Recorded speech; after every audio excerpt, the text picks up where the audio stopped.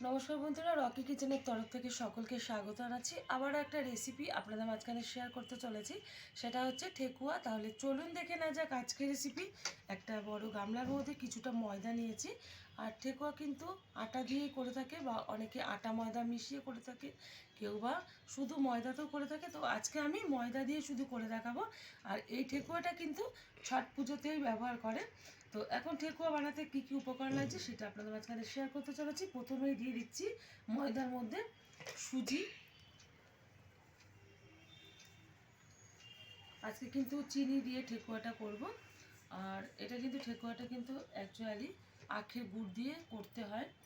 দিয়ে দিচ্ছি মোটা দানার চিনি। এখানে কিন্তু মোটা দানার চিনিটা আমি ব্যবহার করলাম, কারণ ঠেকুয়ার উপরে কিন্তু যে চিনিগুলো দেখা যায় এটা কিন্তু মোটা দানার চিনি। আর সেটা কিন্তু দিলে ভালোও লাগে, মোটা দানার চিনিটা মুখে পড়লে তখন ভালো লাগে। আর একটু দিয়ে দিলাম, দিয়ে দিচ্ছি এখানে মৌরি। একটু হাতে ডলে ব্যবহার করলাম। এটা কিন্তু আপনারা আধ ভাঙা করেও দিতে পারেন, আমি গোটাটাই ব্যবহার করলাম। এখন ভালোভাবে একটু মিশিয়ে নিচ্ছি।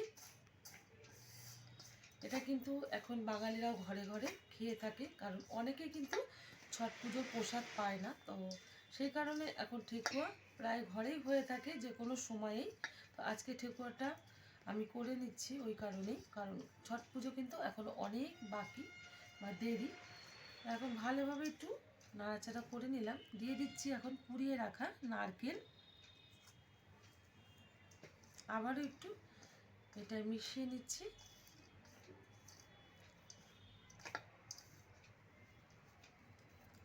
দিয়ে দেব এবার ময়ামের জন্য ঘি।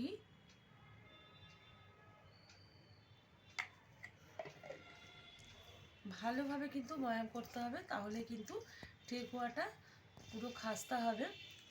তো ভালোভাবে ময়াম করে নিচ্ছি। ভালোভাবে কিন্তু আমি ময়াম দিয়ে নিয়েছি। আর ময়ামটা পারফেক্ট কিভাবে হবে বুঝবেন, এরকমভাবে আমি মুট করে নিলাম। আর এই বুড়ো আঙুল দিয়ে একটু চেপে দিলাম, বালির মতন কিন্তু ভেঙে গেল, তার মানে একদম পারফেক্ট কিন্তু ময়াম দেওয়া হয়ে গেছে। এখন আস্তে আস্তে করে কিন্তু এর মধ্যে জল দিয়ে মেখে নেব। একবারে অনেকটা জল দিতে যাব না, কারণ এটা কিন্তু একটু শক্ত শক্ত ডো হবে।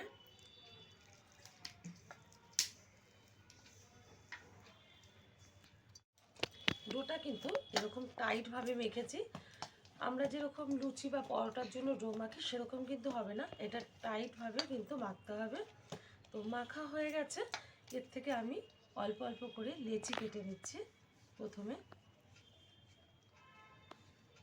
এরকমভাবে লেচিগুলোর সাইজ আমি করে নিচ্ছি।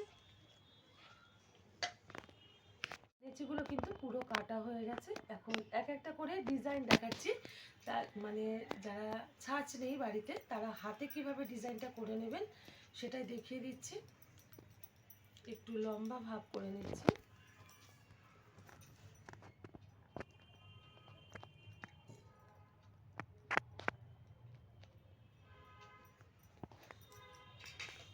একটা ছুরি নিয়ে নিলাম, মাঝখান থেকে একটা লম্বা দাগ দিয়ে দিলাম। আর এরকমভাবে কিন্তু এই যে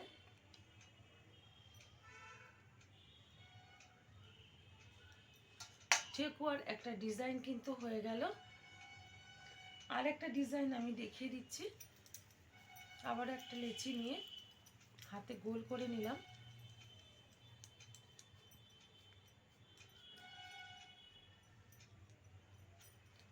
একটা কাঁটা চামচ দিয়ে একটু ঠেসে ঠেসে দিলেই কিন্তু এখানে ডিজাইনটা হয়ে যাচ্ছে। এক একটা ডিজাইন কিন্তু এক এক রকমভাবে হচ্ছে ঠেকুয়ার। আবারও আরেকটা দেখিয়ে দিচ্ছি।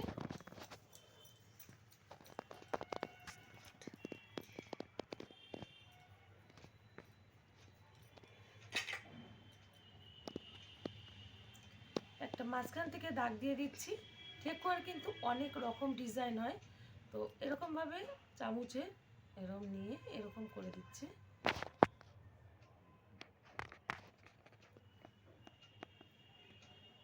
প্রত্যেকটা ঠেকুয়ায় কিন্তু আমি ডিজাইন করে নেব এরকমভাবে। সবগুলো ঠেকুয়ায় কিন্তু সুন্দরভাবে ডিজাইন করে নিয়েছি। এখন আমি ফ্রাই করে নেব। ঠেকুয়াগুলো ভাজার জন্য ওভেনে কড়াই বসিয়ে তাতে দিয়ে দিয়েছি একটু বেশি পরিমাণে সাদা তেল। একটু ছাকা তেলে কিন্তু এটা ভাজতে হয়। তেলটা হালকা গরম হয়ে গেছে। এখন ঠেকুয়াগুলো আস্তে আস্তে করে ভেজে নেব তেলের মধ্যে ছেড়ে। আমার এই রেসিপি যদি আপনাদের ভালো লেগে থাকে, আপনারা অবশ্যই আমার চ্যানেলটিকে সাবস্ক্রাইব করবেন, লাইক করবেন, শেয়ার করবেন। আর এরকমভাবে একবার ঠেকুয়া বাড়িতে বানিয়ে খেয়ে দেখবেন, আশা করি ভীষণ ভালো লাগবে। কারণ ছট পুজো ছাড়াও কিন্তু ঠেকুয়া বাড়িতে অনেকেই বানিয়ে থাকে। তো এখন যতটা ধরবে ঠিক ততটাই দেব, আর ধরবে না। ঠেকুয়াগুলো একটু উল্টে দিচ্ছি।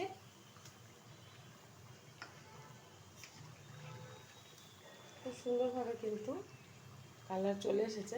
তবুও একটু লাল লাল করে ঠেকুয়া ভাজতে হয়, আর একটু সময় নিয়ে কিন্তু ভাজতে হবে লাল লাল করে।